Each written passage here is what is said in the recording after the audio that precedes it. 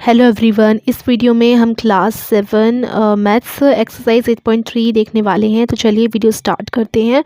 तो इसमें जो हमारा फर्स्ट क्वेश्चन है, इसमें आपको बताना है कि व्हाट इज़ द प्रॉफिट और loss in the following transaction, और आपको प्रॉफिट का परसेंट और लॉस का परसेंट निकालना है। तो प्रॉफिट का मतलब जिसमें हमें फ़ायदा हो, लॉस का मतलब जिसमें हमें घाटा हो। ठीक है, तो गार्डनिंग शेयर्स, जैसे कि एग्जांपल मैं दूं कि किसी शॉपकीपर ने 20 रुपीज़ का जो है सामान खरीदा और उसने ओनली 10 रुपीज़ में बेचा। तो यहाँ पर देखो, उसने महंगा खरीदा और सस्ते में बेचा। तो इसका मतलब आप आसानी से समझ सकते हैं कि उसके ज़्यादा पैसे खर्च हुए और उसे पैसे कम मिले। ठीक है, क्योंकि उसने ज़्यादा में का खरीदा है और कम का बेच दिया है, तो इसमें उसे लॉस हुआ है, यानी नुकसान हुआ है। प्रॉफिट की बात करें तो अगर मैं इसे ठीक उल्टा लिख दूं कि भाई उसने 10 रुपये का कोई सामान खरीदा और बेच दिया उसने 20 रुपये में, यानी 10 रुपये ज़्यादा उसने ऐड कर दिए। मतलब 10 का खरीदा और 10 रुपये एक्स्ट्रा उसने 20 में बेच दिया, है ना। तो यहाँ उसे प्रॉफिट हुआ है। और अगर मैं पूछूं कितने रुपीज़ का प्रॉफिट हुआ है, तो आप 10 रुपीज़ बताएंगे। अब इसी 10 का परसेंट निकालना है, और परसेंट निकालना तो हम लोग सीख चुके हैं, है ना। तो ये बड़ा आसान है। तो फर्स्ट क्वेश्चन में है gardening shares bot for ₹250 and sold for 325। 250 की खरीदा सामान और 325 का गार्डनिंग शेयर्स बेचे हैं। तो ये जो होती है ना, बेचने कोस्ट प्राइस और सेलिंग प्राइस क्या होती है।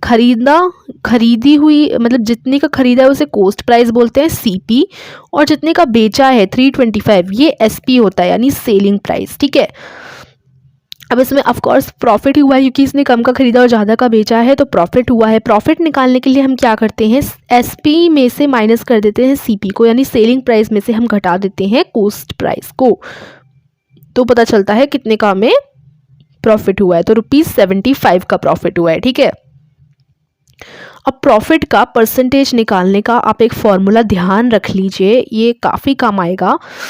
क्योंकि प्रॉफिट का परसेंटेज निकालना मतलब निकाला भी जाएगा भी आगे इस चैप्टर में और आगे की क्लासेस में भी। तो देखो, profit divided by CP multiply by 100, जितना प्रॉफिट हुआ है, जैसे 25 रुपये का, 10 रुपये का, वो प्रॉफिट की जगह लिखोगे, उसे डिवाइड करोगे सीपी से, यानी जितने का आपने खरीदा था, जो कोस्ट प्राइस है उससे, और उसमें मल्टीप्लाई कर दोगे 100 का। ठीक है, ये होता है प्रॉफिट निकालने का फॉर्मूला। तो इसमें ना, इसे प्रॉफिट तो 75 रुपीज़ का पड़ा है ना, तो प्रॉफिट की जगह 75 आ गया। कोस्ट प्राइस इसकी 250 है, 250 आ गया, मल्टीप्लाई बाय 100 कर दो। अब यहाँ से आपका आंसर 30% आ जाएगा। सेकंड क्वेश्चन में है कि एक रेफ्रिजरेटर 12,000 का खरीदा और 13,500 का बिका है। तो coast price 12,000, selling price 13,500, profit minus हो जाएंगे दोनों, 1,500 का प्रॉफिट हो गया। अब प्रॉफिट का परसेंटेज निकालोगे, प्रॉफिट की जगह 1,500 लिखोगे, सीपी की जगह 1,200 लिखोगे, क्योंकि वही आपकी कोस्ट प्राइस थी, मल्टीप्लाई बाय 100 कर दोगे। तो यहाँ देखो, अब यहाँ हमने फॉर्मूले में इन नंबर्स को फिट कर दिया। अब ये 0 से तो 0 कट गई हमारी, तो ये 15 डिवाइडेड बाय 120 मल्टीप्लाई बाय 100 हो गया। अब 15 और 100 को मल्टीप्लाई करोगे तो 1500 हो जाएगा, और डिवाइडेड में 120 है, 0 से 0 कटी, ये 150 डिवाइड बाय 12 हो गया, 12। ठीक है, तो अब 12 और 150 का आप लोग डिवाइड करोगे, 12 और 150 का, तो आंसर आपका आएगा 12.5%। ठीक है ना, तो 12.5% का इसे प्रॉफिट की परसेंटेज है। ठीक है, अब थर्ड क्वेश्चन में भी यही है, सारे क्वेश्चन ऐसे ही हो जाएंगे आपके, कुछ ज़्यादा खास बात नहीं है इसमें समझने की। मैं आपको एक क्वेश्चन, दो क्वेश्चन करके दिखाते हैं, बाकी के दो क्वेश्चन आप खुद करेंगे। कपबोर्ड 2,500 का खरीदा, 3,000 का बेचा। स्कर्ट 250 की खरीदी, 150 की बेची। तो अब ये दोनों प्रॉफिट वाले थे हमारे, ये दोनों लॉस वाले हैं कि यहाँ लॉस हुआ है। अब देखो, आंसर्स तो हम लोग देख ही लेते हैं। ठीक है, आंसर्स कैसे होंगे इनके, तो देखो, सी में कोस्ट प्राइस लिखोगे 2,500, सेलिंग प्राइस लिखोगे 3,000। ठीक है, अच्छा ये सॉरी, ये प्रॉफिट वाला ही है, ये लास्ट वाला लॉस वाला है। सॉरी, मैंने ढंग से देखा नहीं, ये तीनों ही प्रॉफिट वाले हैं, लास्ट वाला लॉस वाला है, क्योंकि देखो इधर जो है कम में खरीदा ज़्यादा का बेचा, लेकिन इधर ज़्यादा में खरीदा और कम का बेचा है, तो लास्ट में लॉस वाला है। तो सी में देखो, सेलिंग प्राइस 3,000, प्रॉफिट निकल जाएगा 500 रुपीज़। प्रॉफिट की फॉर्मूले में फिट करेंगे नंबर्स को, और हमारा प्रॉफिट आ गया 20%। ठीक है, ऐसे ही डी वाला, डी में जो है स्कर्ट 250 की जो है खरीदी है, 150 की जो है बेची है। तो उसमें ना कोस्ट प्राइस हमारा 250 है, सेलिंग प्राइस 150 है। लॉस के लिए भी यही होता है, माइनस कर देते हैं बड़े में से छोटा नंबर। तो आंसर हमारा 100 रुपीज़ आ गया। 100 रुपीज़ का उसको लॉस हुआ है। लॉस का भी सेम फॉर्मूला है, loss divide by cost price multiply by 100। हमारा आंसर आ जाएगा 40%। ठीक है।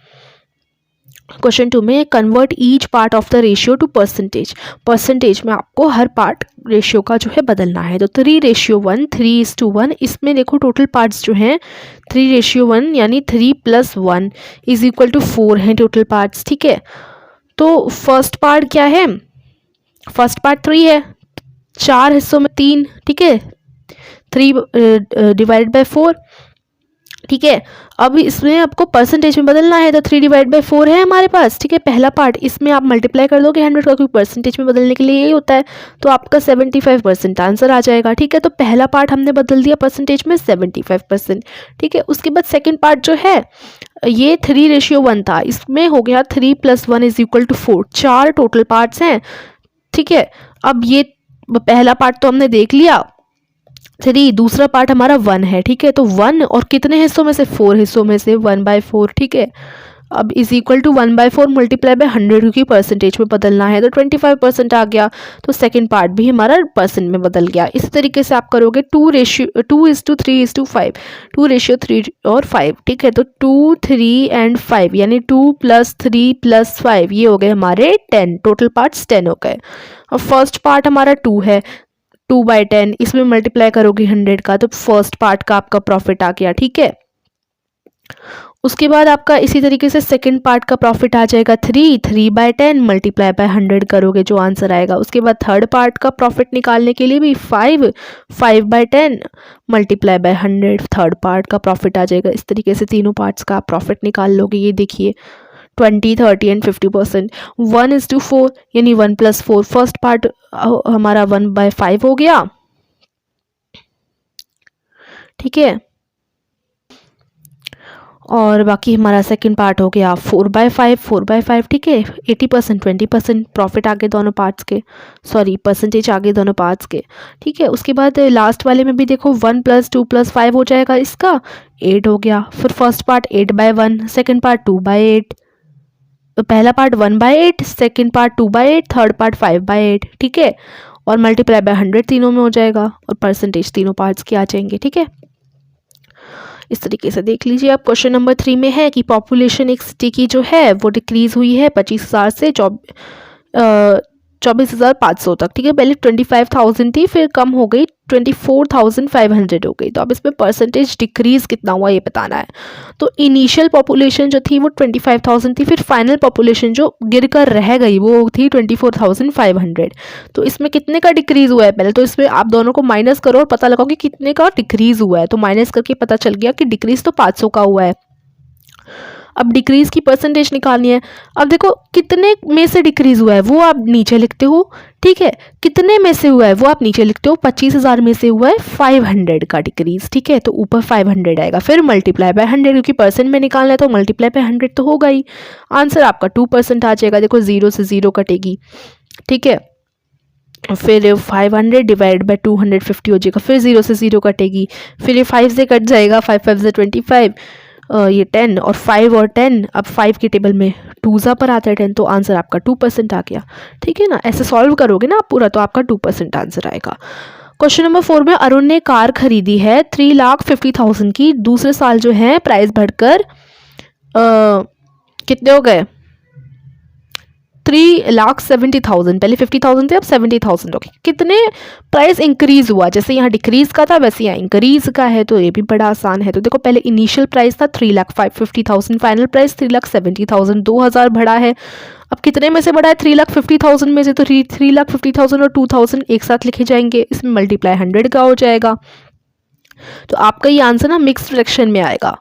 5 इज 5/7%। ठीक है। क्वेश्चन नंबर 50 में कि किसी ने टीवी खरीदा है 10,000 का और उसे प्रॉफिट पे भेज दिया है 20% प्रॉफिट पे, तो कितना मनी उसको मिलेगा। तो कॉस्ट प्राइस कितनी थी, 1,000 थी, इतने पे उसने खरीदा। ठीक है। इसने टीवी खरीदा 10,000 पे और बेच दिया 20% के प्रॉफिट पे, तो कितने मनी इसको मिले प्रॉफिट के। तो कॉस्ट प्राइस थी 10,000। अब 20% ऑफ 10,000 निकाल लोगे, तो अब यहाँ से उसका कॉस्ट प्राइस तो 10,000 हो गया। ठीक है। अब इसका 20% हम लोग निकालते हैं। पहले 10,000 का 20% निकालते हैं, क्योंकि उसे उसने 10,000 का टीवी खरीदा और 20% प्रॉफिट पे बेचा। तो सबसे पहले हम 10,000 का 20% निकालते हैं। तो 20/100 मल्टीप्लाई बाय 10,000 हो जाएगा। तो आंसर हमारा 2000 आ गया। ठीक है, आंसर हमारा 2000 रुपीज़ आ गया। 10,000 का 20% 2000 है। ठीक है, अब ये सेलिंग जो पता है ना, selling price is equal to cost price plus profit. ये तो आपको पता है ना कि जो सेलिंग प्राइस है ना, प्रॉफिट, ठीक है, कि जो सेलिंग प्राइस है जितने का हमने बेचा is equal to cost price plus profit. क्योंकि जितना हमें पड़ा, मतलब कोई सामान मान लो हमें 20 रुपए का पड़ा और उस पर हमने 10 रुपए का प्रॉफिट में हमने वो बेच लिया। ठीक है, तो सेलिंग प्राइस 30 रुपए हो गई। तो सेलिंग प्राइस का मतलब पहले हमने 20 का खरीदा, उसमें जो प्रॉफिट है 10 रुपए का हो गया। तो 20 + 10 इज इक्वल टू 30 हुए ना, यानी कॉस्ट प्राइस जितने का हमें पड़ा और उसमें प्रॉफिट जोड़कर ही आपका सेलिंग प्राइस आता है। ठीक है, तो यही हमने यहाँ लिख दिया है। और अब हमें क्या पता है, अब हमें कॉस्ट प्राइस पता है। ठीक है, कि जो प्रॉफिट उसे हुआ 20% का हुआ, तो 20% हमने निकाल दिया 10,000 का, जो कि है कितना 2000। तो उसकी कॉस्ट प्राइस कितनी हो गई 2000। सेलिंग प्राइस है 10,000, 10,000 प्लस हमें कॉस्ट प्राइस पता है 2000 जो हमने निकाली, इज इक्वल टू कितना, यहाँ से आ जाएगा हमारा 12,000। ठीक है, तो यानी उसकी जो टोटल प्रॉफिट का जो मनी है वो 12,000 है। ठीक है, इस तरीके से क्वेश्चन होगा। क्वेश्चन नंबर 6 में जूही ने एक वॉशिंग मशीन बेची है, 13,500 की बेची, 20% उससे लॉस पड़ गया। तो किस प्राइस पे उसने खरीदा था? तो सेलिंग प्राइस है 13,500, लॉस 20% का, तो कॉस्ट प्राइस को x मान लेते हैं। ठीक है, 20% पहले x का निकालो, कॉस्ट प्राइस का निकालो, जैसे पिछले क्वेश्चन में निकाला। ठीक है, उसके बाद जो भी कॉस्ट प्राइस है ना, कॉस्ट प्राइस में से अगर आप माइनस कर दोगे लॉस को, तो आपको आपका सेलिंग प्राइस मिल जाएगा। ठीक है ना। तो अब x में से जो हमारी कॉस्ट प्राइस है उसमें से हम लॉस माइनस कर देते हैं 20/100। ठीक है, multiply by x is equal to हमारी कितना हो गया 13,500। उसके बाद आप इसको सॉल्व करोगे तो आपको x मिल जाएगा 13,500 मल्टीप्लाई बाय 5/4। ठीक है, तो आपका आंसर आ गया 16,875, यानी उसने 16,875 का खरीदा होगा। ये आपकी कॉस्ट प्राइस आपको यहाँ से मिल गई, जो इसको आपने x माना था। ठीक है, उसके बाद हमारा नेक्स्ट क्वेश्चन है कि चौक में कैल्शियम, कार्बन और ऑक्सीजन है, कितने रेशियो पे 10, 3 और 12, 10:3:12 पे। तो इस पे आपको परसेंट निकालना है कार्बन का चौक में। ठीक है, तो फर्स्ट को करते हैं। देखो रेशियो कितना है, ये है, तो हमें पता है इन तीनों को जोड़ेंगे तो 25 आ रहा है। ठीक है, तो ये 3 पार्ट हो गए। अब परसेंटेज ऑफ कार्बन क्या हो जाएगा, परसेंटेज ऑफ कार्बन ये 3 वाला है, तो हमें सेकंड पार्ट निकालना होगा 3/25 मल्टीप्लाई बाय 100। तो परसेंटेज ऑफ कार्बन हो गया 12%। अब अगर if in a stick of chalk carbon is 3 kg, what is the weight of the chalk stick. अगर एक चॉक की स्टिक है उसमें कार्बन जो है ना वो 3 kg है, तो चॉक स्टिक का वेट कितना होगा। तो देखो चॉक स्टिक का वेट हम लोग x ग्राम मान लेते हैं, तो 12% ऑफ x। ठीक है, क्योंकि 12% ही तो है हमारा कार्बन तो हमारा 12% है। 12% निकालते हैं, x का कितना होता है 3 होता है। ठीक है, तो अब x is equal to 3 × 100/12 is equal to 25 grams. क्योंकि हमें पता है कि देखो x की वैल्यू निकाली है यहाँ से हमने, क्योंकि जो x है ना उसको हम इधर ही रखेंगे। 12% को हम इस साइड ले गए, 12% को जब हम इस साइड ले जाएंगे तो 12% का मतलब होता है 12/100, और इधर जाकर क्या हो जाएगा डिवाइड हो जाएगा। और डिवाइड कैसे होता है, डिवाइड के लिए ये पलट जाता है और यहाँ मल्टीप्लाई का साइन लग जाता है। ठीक है, तो इस तरीके से हो जाएगा। आंसर आपका 25 ग्राम आ जाएगा, कि उस चौक का वेट है 25 ग्राम। अमीना ने ना एक बुक खरीदी है 275 रुपीज़ की और 15% की लॉस पे बेची है, तो कितने पे उसने सेल की होगी। सेम वैसा ही क्वेश्चन है जो अभी हमने पहले किया था। Cost price ₹275, loss 15%। ठीक है, तो 15% ऑफ 275 हम लोग निकालते हैं। ठीक है, तो अब जो कॉस्ट प्राइस है, यानी उसे जो कॉस्ट प्राइस पड़ी है, जितने में उसने खरीदा है, उसमें से लॉस घटाओगे तो आपको सेलिंग प्राइस पता चल जाएगा। तो अब यहाँ से आप सिंपली, जो कॉस्ट प्राइस हमें पता है 275, हमें लॉस भी पता है, तो कॉस्ट प्राइस यानी 275 माइनस लॉस यानी 15/100, ठीक है, इंटू 275 दोबारा करेंगे, इज इक्वल टू आपकी सेलिंग प्राइस आ जाएगी। ठीक है, ये हमेशा ध्यान रखिएगा इस फॉर्मूले को। ठीक है, इस मतलब एक तरीके से ये छोटी मोटी चीज़ें हैं जो आपको ध्यान में रखनी है। तो सेलिंग प्राइस इस तरीके से आ जाएगी। तो अब सेलिंग प्राइस निकाल लो, हमने सब नंबर फिट कर दिया, अब इसको सॉल्व कर लो। आपकी सेलिंग प्राइस कितनी आएगी? आ जाएगी आपकी 233.75 रुपीज़। अब क्वेश्चन नंबर 9 में आपको अमाउंट निकालना है, जो कि at the end of 3 years in each case, यहाँ पर आपको अमाउंट निकालना है जो कि आखिरी 3 सालों में हर केस में जो है पे किया जाएगा। तो प्रिंसिपल है यहाँ पर ₹1200 एट 12% PA, यानी पर एनम, ठीक है, पर साल। ठीक है, तो अभी आपको 3 साल का निकालना है। तो सिंपल इंटरेस्ट का फॉर्मूला आपको पता ही होगा, ऐसा is equal to principal into rate into time multiply by 100 होता है। ठीक है, तो सेकंड में है प्रिंसिपल 7500 एट 5% पर एनम दे रखा है। तो हमें यहाँ प्रिंसिपल पता है, फर्स्ट क्वेश्चन में 1200, रेट है 12% पर PA। ठीक है, उसके बाद हमारा जो टाइम है, टाइम हमें दे रखा था कि 3 साल आपको बताना है कि 3 साल में कितना पे, एंड ऑफ 3 ईयर्स में कितना पे करना होगा। ठीक है, तो इसमें टाइम हमारा 3 ईयर्स है, रेट है 12%, रेट हमेशा परसेंट में होता है, और प्रिंसिपल हमारा ₹1200। तो ऐसा ही का फॉर्मूला है P into R into T multiply by 100। ठीक है, तो सिंपल इंटरेस्ट निकालना है, ऐसा ही यानी सिंपल इंटरेस्ट। फॉर एग्जांपल एक है कोई व्यक्ति, उसने 5000 का लोन लिया है 10% पर एनम पर, तो 2 साल बाद उसे कितना पे करना होगा, ये चीज़ होती है। ठीक है, इसके लिए सिंपल इंटरेस्ट निकालना है। अब यहाँ 3 साल बाद का पूछा, 3 साल बाद उसे कितना पे करना होगा। अगर उसने इतना लिया है, प्रिंसिपल यानी लिया जितना है, रेट यानी इतने रेट पे लिया है 3 साल के लिए। ठीक है, तो उसके लिए हम लोग क्या करेंगे, इस फॉर्मूले को हमेशा ध्यान रखिएगा। सिंपल इंटरेस्ट का फॉर्मूला होता है SI का मतलब सिंपल इंटरेस्ट, P का मतलब प्रिंसिपल, R का रेट, T का टाइम। तो आपको क्वेश्चंस कैसे आएंगे, उसमें आपको P, T, R और T तीनों दे रखे होंगे, आपको बस इस फॉर्मूले में फिट करना है और आंसर आपको पता चल जाएगा। ठीक है, तो इसमें P हो जाएगा 1200, R हो जाएगा 12, टाइम हो जाएगा 3 जो हमें दे ही रखा है। अब इन तीनों में डिवाइड हो जाएगा 100 का, तो आपका आंसर 432 आ जाएगा। इसी तरीके से नेक्स्ट क्वेश्चन में अभी ये सिंपल इंटरेस्ट आया है। ठीक है, अभी आपको अमाउंट भी बताना होगा। ठीक है, अमाउंट कैसे बताएंगे, ये ऐसे का मतलब इतना अमाउंट चार्ज हुआ है। ठीक है, मतलब 3 साल बाद उसे इतना अमाउंट पे करना होगा, और एडिशनल उसने जितना लिया था उसमें जोड़ करके पे करना होगा ना।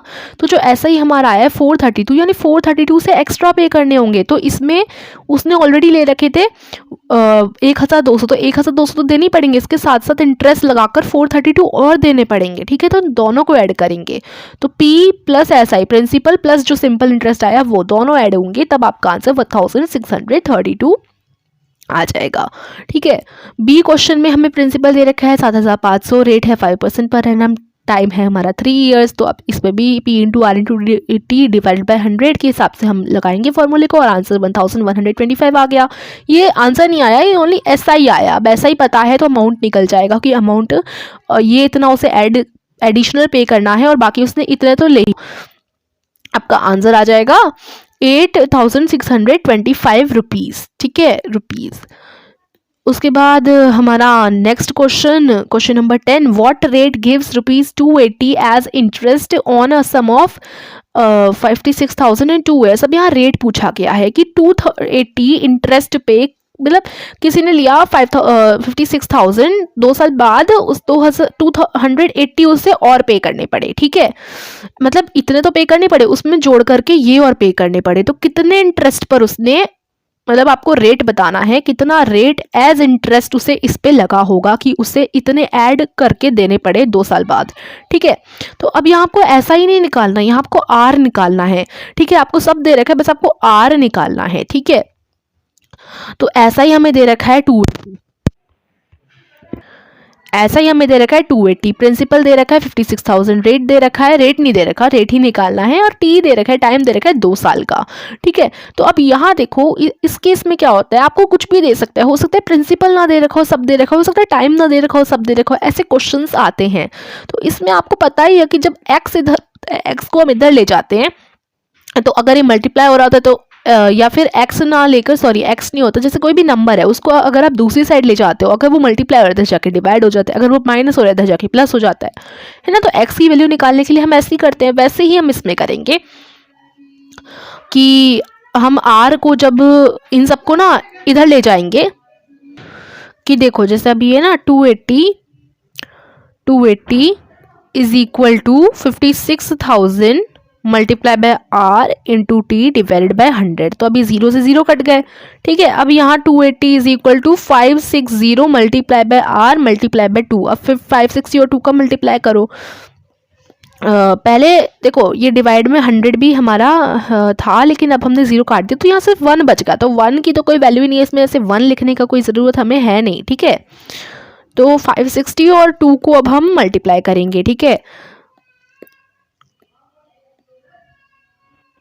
तो ये हमारा क्या हो जाएगा, 1 मिनट, 560 और 2, तो 2 0 से 0, 6 2 से 12, 1 कैरी, 5 2 से 10, 11, 1120। ठीक है, तो 1120 आ गया, 1120 मल्टीप्लाई बाय आर, और यहाँ हमारा 280 है। अब हम आर को इधर अकेला छोड़ देंगे और 120 को इधर ले 1120 को इधर ले जाएंगे, तो इधर जाकर ये डिवाइड हो जाएगा। 280 divide by 1120 is equal to R. ठीक है, अब 0 से 0 कट गई।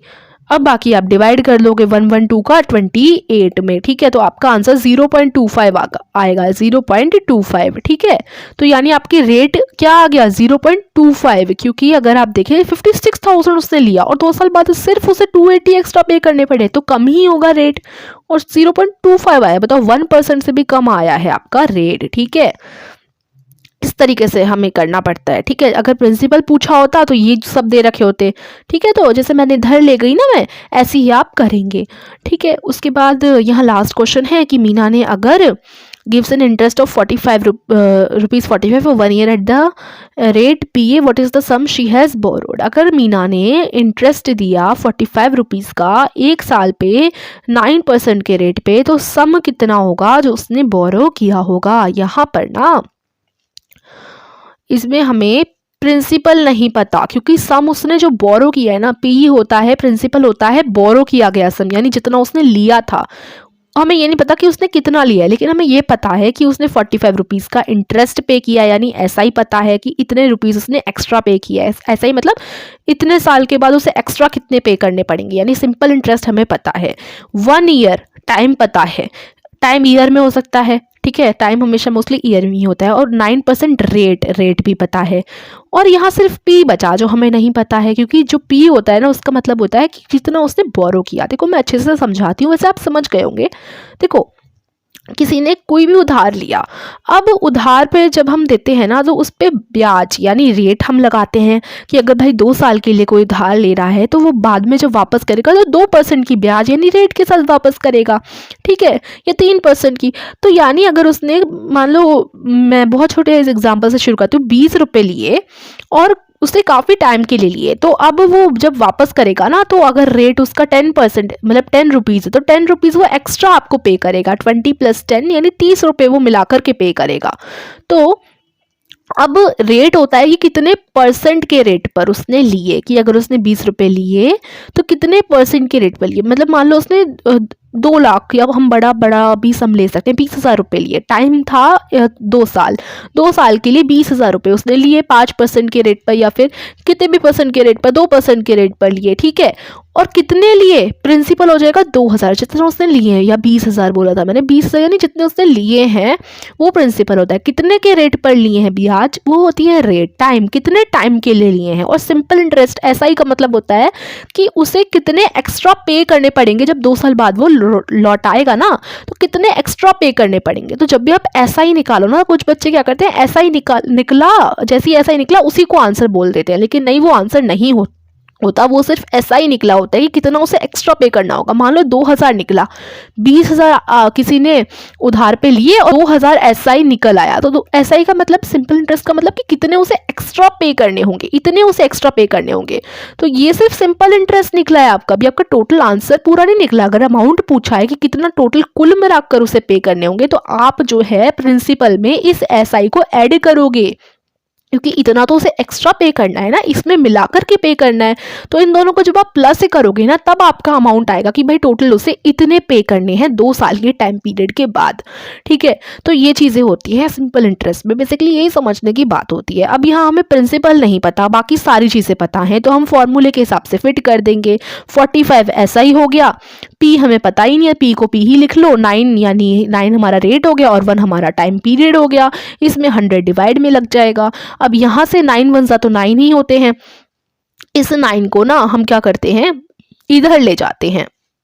ठीक है, इस 9 को इधर ले जाते हैं, क्योंकि 9 इंटू 1 9 ही हो गया, तो इसको ओनली 9 ही मानते हैं, 9 इंटू 1 नहीं मान रहे, ओनली 9 ही मान लेते हैं। तो इस 9 को इधर ले जाओगे तो ये मल्टीप्लाई हो रहा है, इधर जाके डिवाइड हो जाएगा। या आप क्या कर सकते हो, पहले 100 को ले जाओ, ऐसा नहीं तो पहले 100 को ले जाओ, 100 को इधर ले जाओ तो ये मल्टीप्लाई हो जाएगा, 45 मल्टीप्लाई बाय 100। अब यहाँ सिर्फ p इंटू 9 इंटू 1 बचा, 9 इंटू 1 लिखते नहीं है, सिर्फ 9 ही लिख देते हैं क्योंकि बात एक ही है। ठीक है, अब 45 100 इस तरफ हो गया, अब इस 9 को इधर ले जाओ तो ये डिवाइड में चला जाएगा, ये चला जाएगा डिवाइड में, क्योंकि इधर मल्टीप्लाई हो रहा था। ठीक है, इज इक्वल टू पी। अब पी यानी 45 100 डिवाइड बाय 9। ठीक है, तो अब डिवाइड करो तो 500 आपका आंसर आ जाएगा, यानी पी प्रिंसिपल आपका 500 आ जाएगा, क्योंकि 500 रुपये उसने लिए। ठीक है, 45 रुपीज़ के इंटरेस्ट उसे देना पड़ा बाद में एक्स्ट्रा 9% रेट पर एनम के हिसाब से। ठीक है, तो 500 यानी उसने बोरो किए थे 500 रुपीज़, प्रिंसिपल आपका आ गया ₹500। ठीक है, तो आशा करती हूँ ये वीडियो अच्छे से समझ आई होगी। तो वीडियो को लाइक, चैनल को सब्सक्राइब कीजिए, और पिछली एक्सरसाइजेस भी मैं कंप्लीट कर चुकी हूँ, अपने चैनल पर नहीं देखी तो डिस्क्रिप्शन में जाकर लिंक दे दी है मैंने, आप देख सकते हैं। Thank you for watching.